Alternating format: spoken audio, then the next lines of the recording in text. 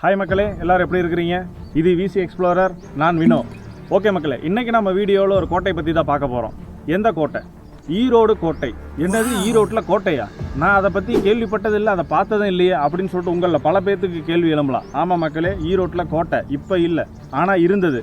அந்த கோட்டையை யார் கட்டினாங்க, அந்த கோட்டை இருந்த இடம் இப்போ ஈரோட்டில் என்னவா இருக்குது அப்படின்றதெல்லாம் நம்ம இந்த வீடியோவில் பார்க்கலாம் வாங்க.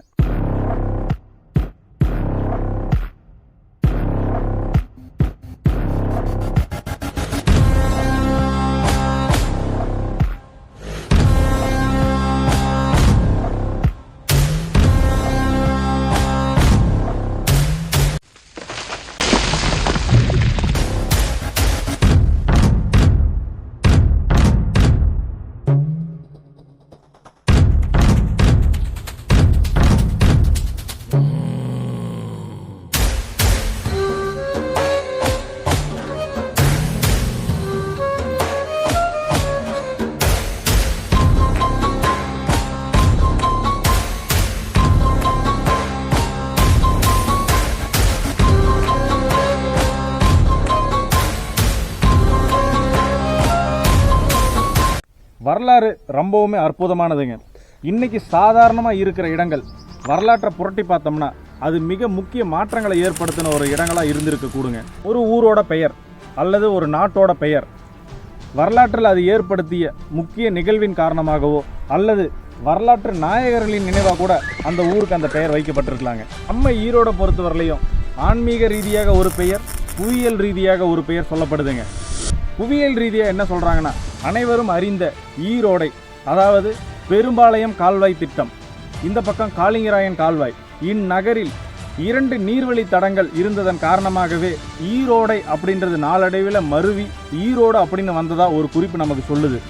இன்னொன்று ஆன்மீக ரீதியாக என்ன சொல்கிறாங்க அப்படின்னா, சிவபுராணத்தின்படி கிணற்று மண்டை ஓடுகள், அதாவது ஈர ஓடு அப்படின்றது நாளடைவில் மருவி ஈரோடு அப்படின்னு வந்ததாகவும் நமக்கு ஒரு குறிப்பு சொல்லுதுங்க.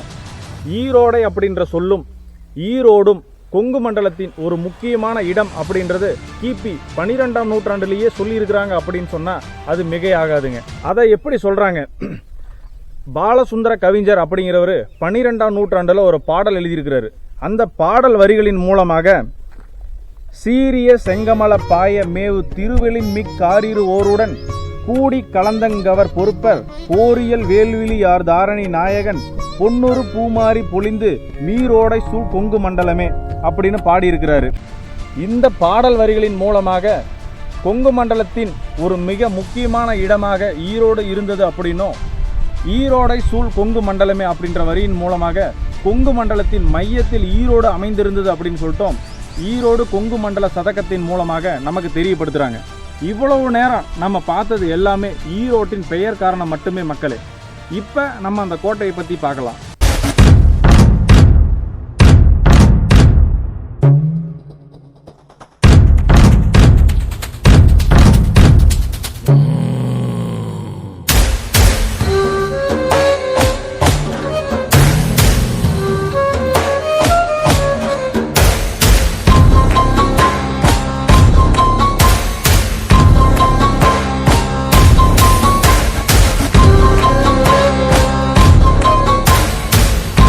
கிபி 17ஆம் நூற்றாண்டில் இந்த ஈரோட்டில் ஒரு கோட்டை கட்டப்படுதுங்க. அது ஒரு மண் கோட்டைங்க, அதுவும் மிகப்பெரிய கோட்டைங்க. இதை கட்டினது யார்? சந்திரபதி முதலியார் அப்படிங்கிறவர் தான் இந்த கோட்டையை கட்டியிருக்கிறாரு. இவர் வந்துட்டு பார்த்தீங்கன்னா வீரத்தில் மிக பலம் மிக்கவராக இருந்திருக்கிறாருங்க. இவர் மட்டும் இல்லைங்க, இவருடைய முன்னோர்கள் எல்லாருமே வீரத்தில் மிகப்பெரிய இருந்திருக்காங்க. கொங்கு நாட்டை பாதுகாக்கிற பணியில் முக்கிய பங்கு வகிக்கிறவங்க செங்குந்தர்கள். இவர்கள் கொங்கு நாட்டை ஆட்சி செய்த பல மன்னர்களின் சேனை வீரர்களாக இருந்திருக்கிறாங்க. இவர்கள் தொடக்க காலத்தில் காஞ்சிபுரம் மாநகரிலிருந்து கொங்கு நாட்டிற்கு வந்தவர்களாக ஒரு குறிப்பு நமக்கு சொல்லுதுங்க. குறிப்பாக சொல்லணுன்னா டி.கே. சக்தி தேவி அப்படிங்கிறவர் கொங்கு வேளாளர் வரலாறு அப்படின்ற புத்தகத்தின் வாயிலாக ஆதி முதல் செங்குந்தர் அதில் வந்த கொங்கனுக்கு சாதி குலம் கல்யாணம் தனது முறைப்படியாக நீதியுடன் எந்நாளும் நிலைத்திருக்க வேண்டுமென ஓதி வைத்தான் பூந்துரை நாட்டு உத்தமனே. அதாவது உலகுடைய மன்றாடி பட்டம் ஏந்தி பூந்துரை நாட்டை ஆட்சி செய்த காளிங்கராயன் செங்குந்தர்களை காஞ்சி மாநகரிலிருந்து கொங்கு நாட்டிற்கு குடியேற்றி கொங்கணர்களாகவே மாற்றி தனது போர் படையில் வீரர்களாக மாற்றிக்கொள்றாருங்க. இப்படி போர் வீரர்களாக தன் வாழ்க்கையை தொடங்கிய செங்குந்தர்கள் காலம் செல்ல செல்ல குறுநில மன்னர்களாகவும் சேதுபதிகளாகவுமே மாறிட்டு வராங்க. அந்த வழியில் வந்த சந்திரபதி முதலியார் 1622ஆம் ஆண்டில் ஈரோட்டின் மன்னனாக முடிசூடி ஈரோட்டின் மண் கோட்டையை கட்டி வராருங்க.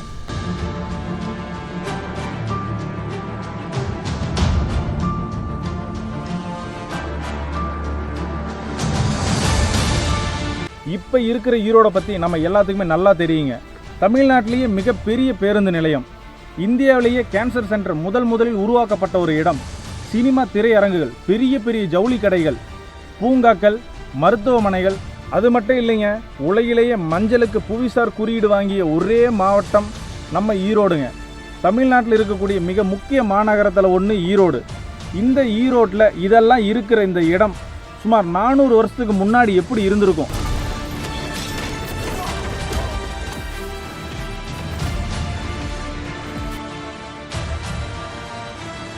கோட்டை அப்படின்னாவே கண்டிப்பாக மன்னர் தங்கக்கூடிய அரண்மனை அதில் இருந்திருக்கணுங்க. அதுவும் அந்த கோட்டையிலேயே மிக பிரம்மாண்டமான முறையில் அது இருந்திருக்கணுங்க. அப்படிப்பட்ட பிரம்மாண்டமான அரண்மனை இருந்த அந்த இடம் இன்னைக்கு நம்ம ஈரோட்டில் இருக்கக்கூடிய சூரம்பட்டி அப்படின்ற பகுதியில் தான் இருந்திருக்குதுங்க. சரி, அப்படின்னா பேருந்து நிலையம் என்னவா இருந்திருக்கும்?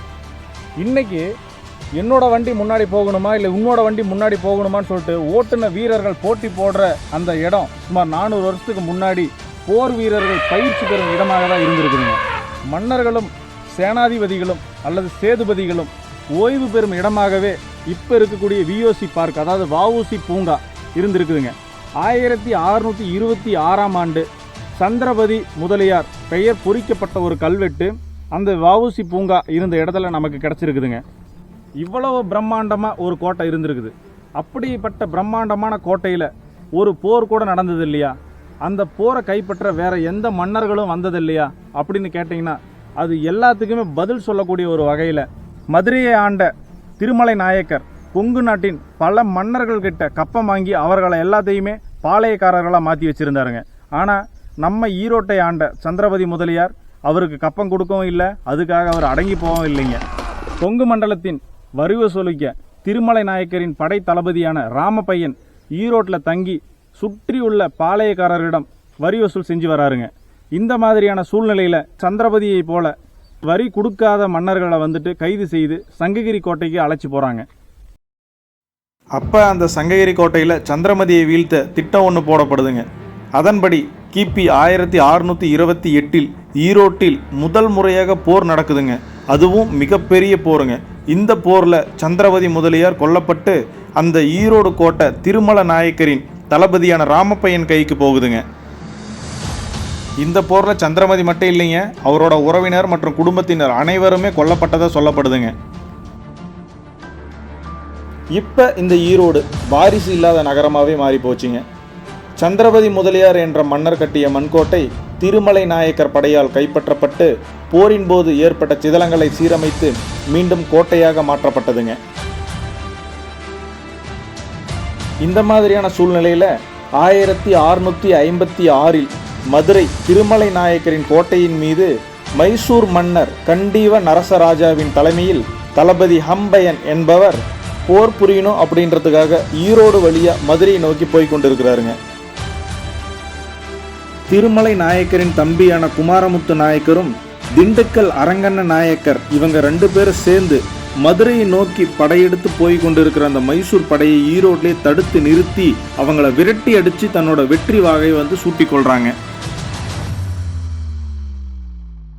இந்த போரே ஈரோட்டில் நடந்த 2வது போர் அப்படின்ட்டும் இதன் மூலமாக நாயக்கர் படை, அதாவது திருமலை நாயக்கரின் படைகள் ஈரோட்டில் நடந்த 2 போர்களிலுமே வெற்றி பெற்று, அது மட்டும் இல்லாமல் இந்த போர் 2வது போரை பார்த்தீங்கன்னா மூக்கறுப்பு போர் அப்படின்னு சொல்லி வரலாற்றில் இடம்பெறவும் வச்சிருக்கிறாங்க.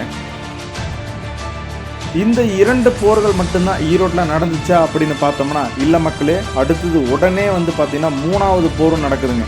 கிபி 17ஆம் நூற்றாண்டில் கொங்கு நாடு யாருக்கு சொந்தம் அப்படின்ற உரிமைக்காகவே ஒரு போர் நடக்குதுங்க. அந்த போரில் மதுரையை ஆண்ட சொக்கநாத நாயக்கருக்கும் மைசூரை ஆண்ட தேவராயருக்கும் இடையே நடக்குதுங்க. இந்த 3ஆம் படையில் மதுரை படைக்கு ஆதரவாக செஞ்சி நாயக்கர்களின் படையும், பீஜப்பூர் சுல்தான் படையும், தஞ்சையை ஆண்ட மராட்டிய படையும், அந்த டைமில் விஜயநகரத்தின் ஆட்சி பொறுப்பை இழந்திருந்த 3ஆம் ஸ்ரீரங்கன் ஆகியோர்களின் படை வந்துட்டு மதுரை படைக்கு ஆதரவாக இருந்ததுங்க. இந்த 4 படையும் ஒன்று சேர்ந்து மைசூர் படையை வந்துட்டு எதிர்த்து நின்னதுங்க. யானைப்படை, குதிரைப்படை, காலார்படை என ஈரோடு அல்லோலப்படும் வகையில் நடந்த இந்த போரில் மைசூர் படை வெற்றியை பெற்றதுங்க. இந்த முப்போர்களையும் கண்ட இந்த ஈரோடு ஒரு 90 வருஷம் எந்த ஒரு போர் அச்சமும் இல்லாமல் அமைதி பூங்காவா மைசூர் அரசர் ஐதர் அலியின் கட்டுப்பாட்டில் இருந்து வருதுங்க. திப்பு சுல்தான் ஆட்சி பொறுப்பை ஏற்ற உடனே 1790களில் ஆங்கிலேய படை ஈரோட்டின் மீது மறுபடியும் போர் புரிஞ்சு அந்த போரில் வெற்றியையும் அடைகிறாங்க.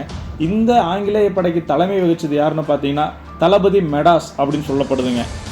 ஈரோடு பொறுத்தவரையிலும் ஈரோட்டினோட வரலாற்றில் கோட்டையை கட்டினது யார் அப்படின்னா சந்திரபதி முதலியாரும், அந்த கோட்டையை அழிச்சது யார் அப்படின்னு பார்த்தா மெடாஸ் அப்படின்றவங்க தான் வருவாங்க. என்னதான் இந்த போரில் திப்பு சுல்தான் தோற்கடிக்கப்பட்டிருந்தாலும் அடுத்த 4 மாசத்துல மறுபடியும் ஆங்கிலேய படையை தோற்கடித்து ஈரோட்டை தன் இறப்பு வரை திப்பு சுல்தான் தன் வசமே வச்சிருக்கிறாருங்க.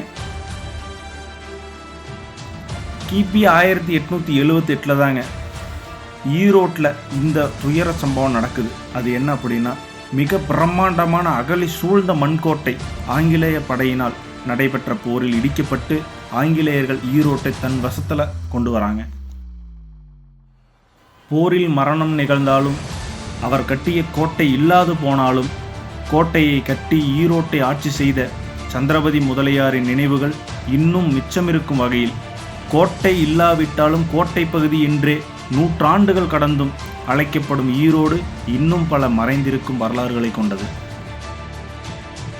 ஓகே மக்களே, இந்த தகவல்கள் எல்லாமே மாவீரன் சந்திரபதி முதலியாரின் வரலாறு அப்படின்ற புத்தகத்தின் மூலமாகவும் செங்குந்தம் மித்ரன் அப்படின்ற புத்தகத்தின் மூலமாகவும் நம்ம தெரிஞ்சுக்கலாங்க. அது மட்டும் இல்லைங்க, 2009 ஜனவரி 18 இந்த டைமில் வெளியான த ஹிந்து நியூஸ் பேப்பர் மூலியமாகவுமே நம்ம தெரிஞ்சுக்கலாங்க. இந்த ஈரோட பற்றின வரலாற்று தகவல்கள் உங்களுக்கு ரொம்பவுமே பயனுள்ளதாக இருக்கும்னு நான் நினைக்கிறேங்க. இந்த வீடியோவை யாரெல்லாம் ஈரோடு மாவட்டத்திலேருந்து பார்க்குறீங்களோ அவங்க எல்லாருமே இந்த வீடியோவுக்கு ஒரு லைக் பண்ணிவிட்டு உங்கள் ஃப்ரெண்ட்ஸ் அண்ட் ஃபேமிலிக்கு ஷேர் பண்ணுங்கள். இந்த வீடியோவை வேறு மாவட்டத்திலேருந்து பார்க்குறீங்க அப்படின்னா உங்களோட மாவட்டம் என்னன்றதை நம்மளுடைய கமெண்ட் பாக்ஸில் கமெண்ட் பண்ணுங்கள். அந்த மாவட்டத்தினுடைய வரலாற்று செய்கிற சிறப்புகளையும் நம்ம அடுத்தடுத்த வீடியோவில் பார்க்கலாம். இது போன்ற சுவாரஸ்யமான வீடியோக்கள் உங்களுடைய மொபைலை தேடி வரணும் அப்படின்னா நம்மளோட சேனலை சப்ஸ்கிரைப் பண்ணி உங்கள் ஃப்ரெண்ட்ஸ் அண்ட் ஃபேமிலிக்கு ஷேர் பண்ணுங்கள், லைக் பண்ணுங்கள், கமெண்ட் பண்ணுங்கள். தேங்க்யூ.